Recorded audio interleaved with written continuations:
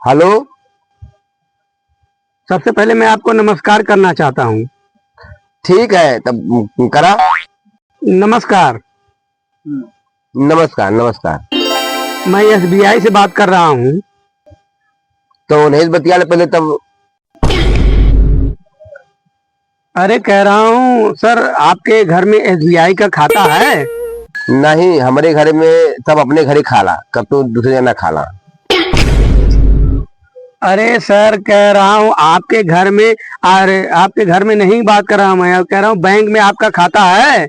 नहीं, हमारे घर का कोई भी बैंक में नहीं खाता है, हम सब अपने घर में खाते हैं। मेरे कहने का मतलब आप नहीं समझ रहे हैं। कहो पगलू, जब एकदम कह डाले कि हमारे जौन के बैंक में ना खाला, हमरे सब जौन घर ही खाला, तो तू बार बार काम के फोन रख फोन जौन फोन रख।